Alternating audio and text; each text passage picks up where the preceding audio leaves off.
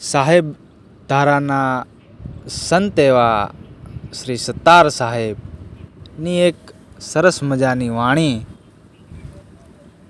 જ્યારે સદગુરુ મહારાજની ઘટ ભીતરમાં ઝાંખી થાય, જ્યારે અનુભવ થાય, આમ તો આ વાત ઘટ ભીતરની છે, પણ જ્યારે સદગુરુનું વાણીરૂપી સ્વાગત કરે ત્યારે સત્તાર સાહેબ કહે છે,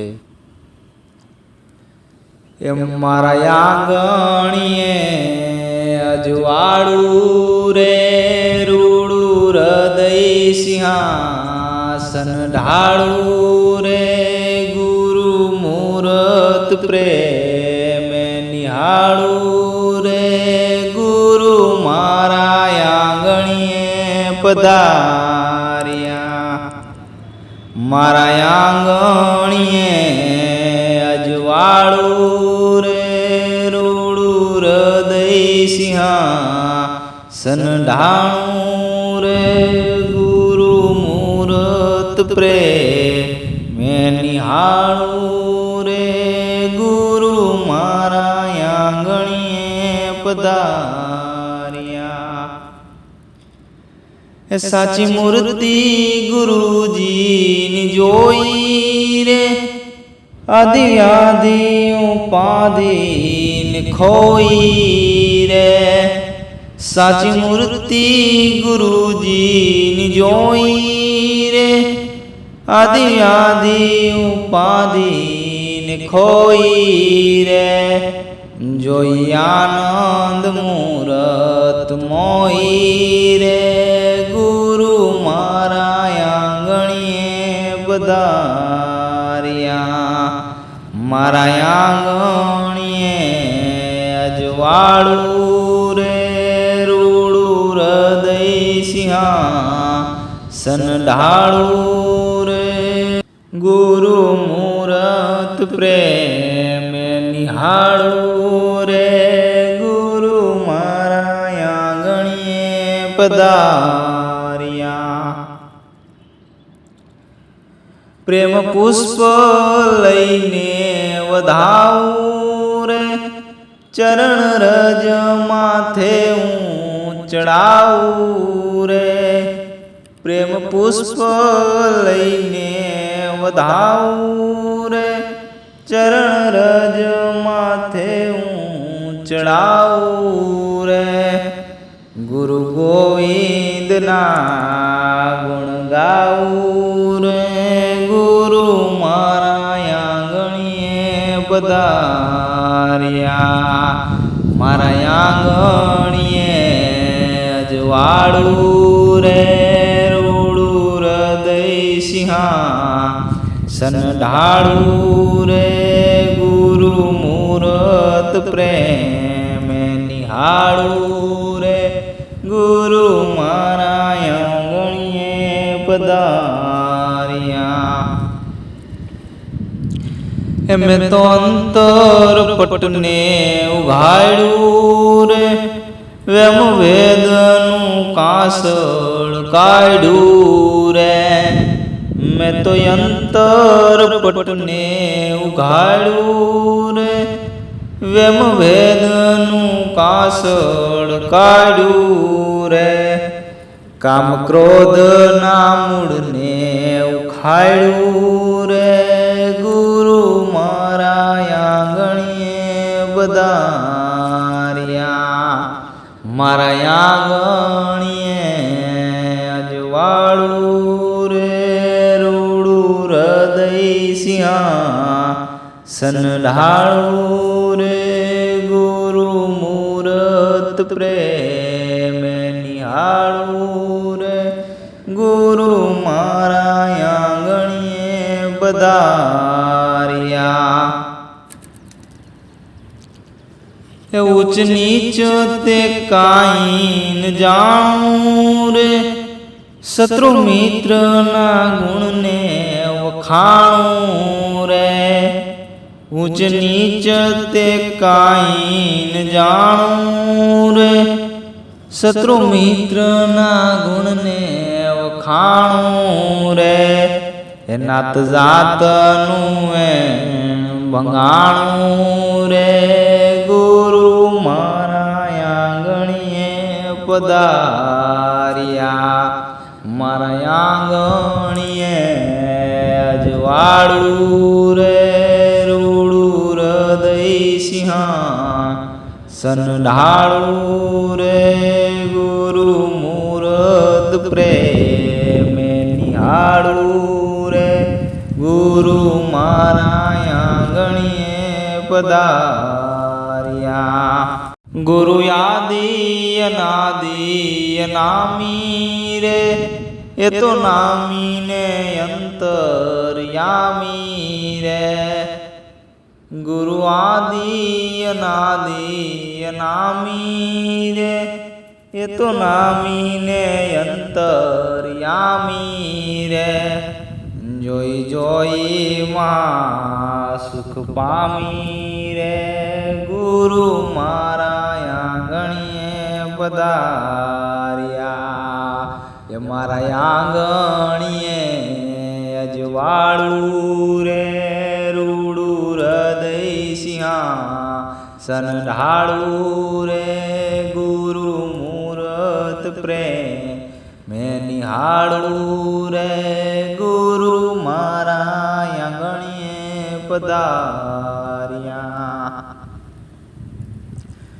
એ મન સતગુરુ સાચા મળ્યા રે માયાનંદીને માં વળ્યા રે મન સદગુરુ સાચા મળ્યા રે માયાનંદીને માં વળ્યા રે એ દાસ સતારના સાંભળ્યા રે ગુરુ મારા આંગણીએ પધાર્યા મારા આંગણીએ અજવાળું રે રૂડું હૃદય સિંહાસન ઢાળું રે ગુરુ મૂરત પ્રેમે નિહાળું રે ગુરુ મારા આંગણીએ પધાર્યા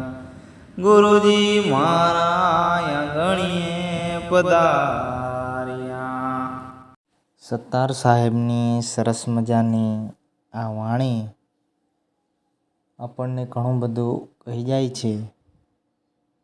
જ્યારે સદગુરુ મહારાજની ઝાંખી થાય અને જે ઉદ્ગાર નીકળે એ કંઈક આવો હોય છે. આ સત્તાર સાહેબની અનુભવની વાત છે. સત્તાર સાહેબ કહે છે કે મારા આંગણીએ અજવાળું રે રૂડું હૃદય સિંહાસન ઢાળું ગુરુ મૂરત પ્રેમે નિહાળું ગુરુ મારા આંગણીએ પધાર્યા. જ્યારે કોઈ આપણે સામાજિક રીતે કોઈ આપણે મહેમાન ઘરે આવવાના હોય તો આપણે સુવ્યવસ્થિત ઘરને સજાવતા હોય છે અને એનું સ્વાગત કરતા હોય છે. તો એ જ રીતે અહીં સત્તાર સાહેબ આ ઘટમાં આપણા શરીરમાં જ્યારે સદગુરુની ઝાંખી થાય એટલે કે સદગુરુનું સ્વાગત કઈ રીતે કરે છે એને લઈને એ અહીં વાત કરે છે કે મારે આંગણીએ અજવાળું અર્થાત કે આ દેહમાં જ્ઞાનરૂપી અજવાળું થાય છે અને રૂડું હૃદય સિંહાસન ઢાળું અર્થાત કે હૃદયમાં એ પ્રેમ ભાવના ગુરુ પ્રત્યેની જે લાગણી છે એ વ્યક્ત કરે છે. એક વાણીમાં કહે છે કે ગુરુ સે લગની કઠિન હૈ મેરે ભાઈ ગુરુ સે લગની કઠિન હૈ મેરે ભાઈ અર્થાત કે જે હૃદયમાં ગુરુ પ્રત્યેની જે લાગણી છે જે ભાવ છે એ અહીં પ્રગટ કરી અને કહે છે કે રૂડું હૃદય સિંહાસન ઢાળું રે ગુરુ મૂરત પ્રેમે નિહાળું રે એ ગુરુની મૂર્તિ હું પ્રેમથી નિહાળું એટલે કહે છે કે ગુરુ મારા આંગણીએ પધાર્યા. સત્તાર સાહેબ આગળ કહે છે કે સાચી મૂર્તિ ગુરુજીની જોઈ રે આદિ વ્યાધિ ઉપાધિને ખોઈ રે.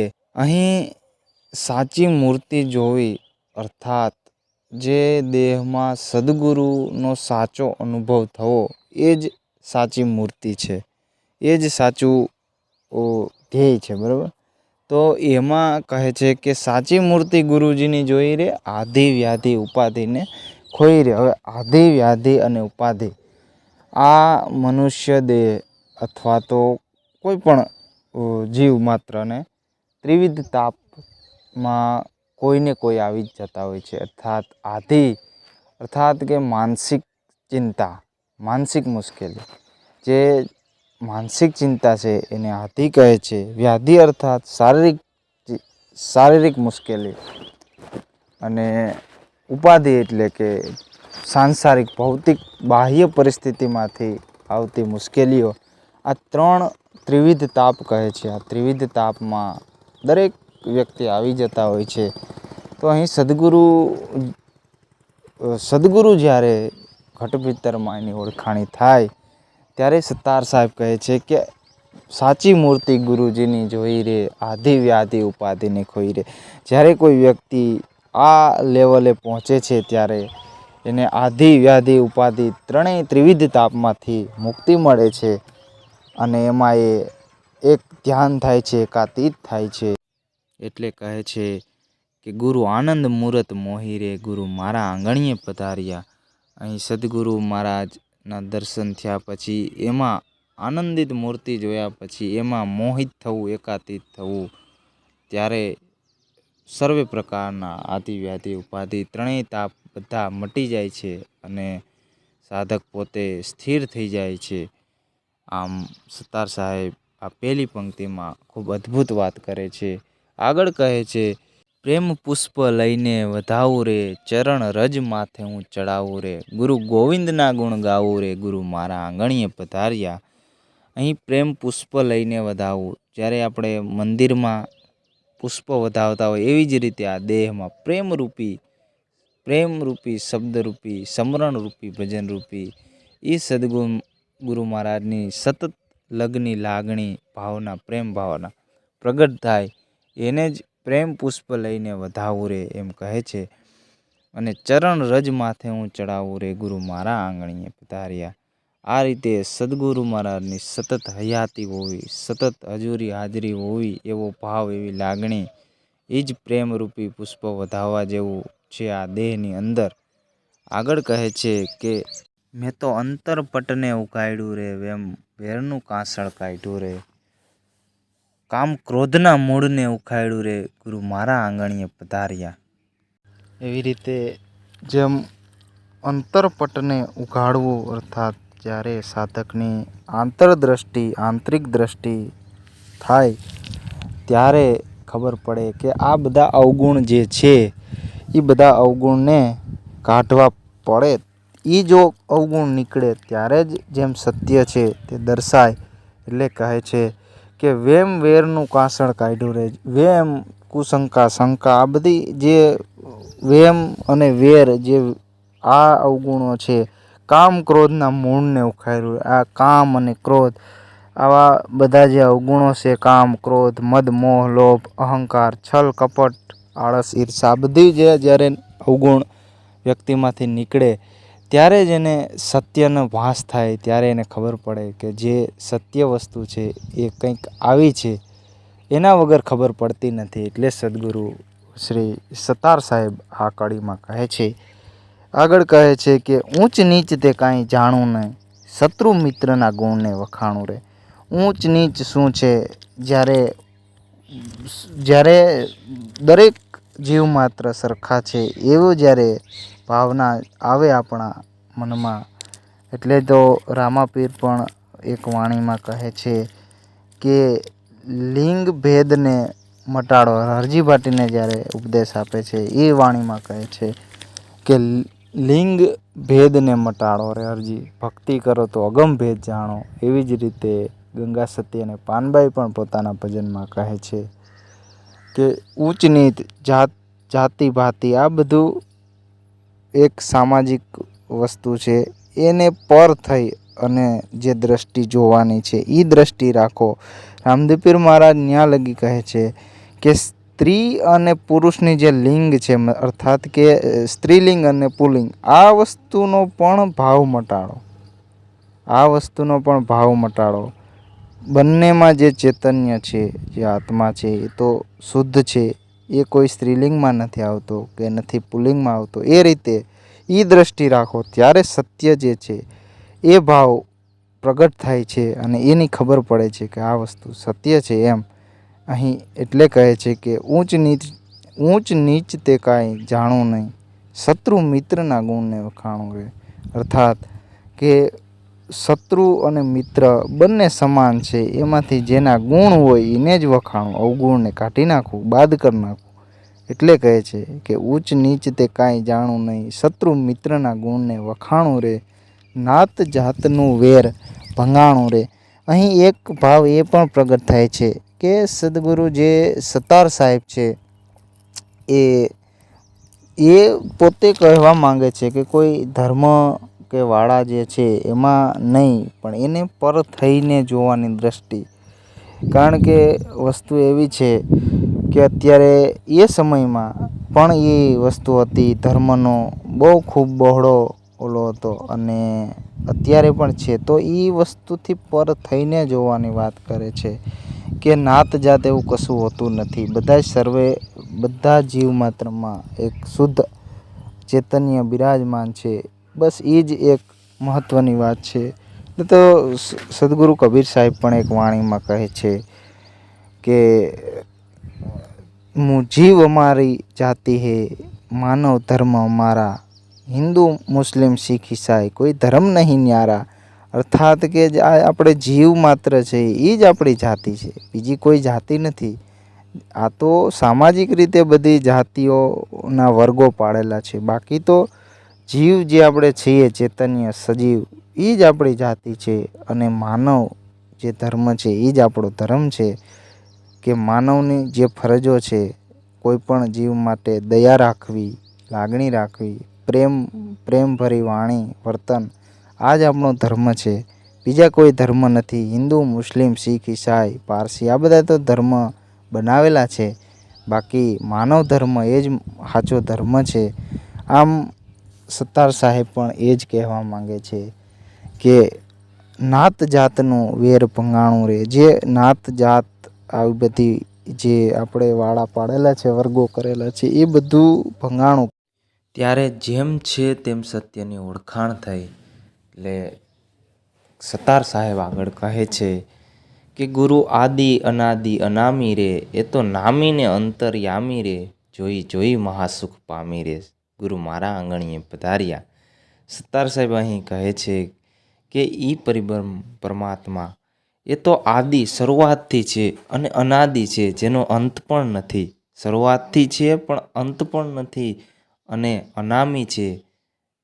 વળી પાછા એમ પણ કહે છે કે ગુરુ આદિ અનાદિ અનામી રે, એ તો નામીને અંતર્યામી છે. એ નામી પણ છે અને અનામી પણ છે અને પોતે અંતર્યામી પણ છે. કહે છે એક સાખીમાં કે તન કી જાણે મન કી જાણે, જાણે ચિત્ત કી ચોરી. એનાથી શું છુપાઈ રહેવાનું કે જેના હાથમાં જન્મ મરણની દોરી.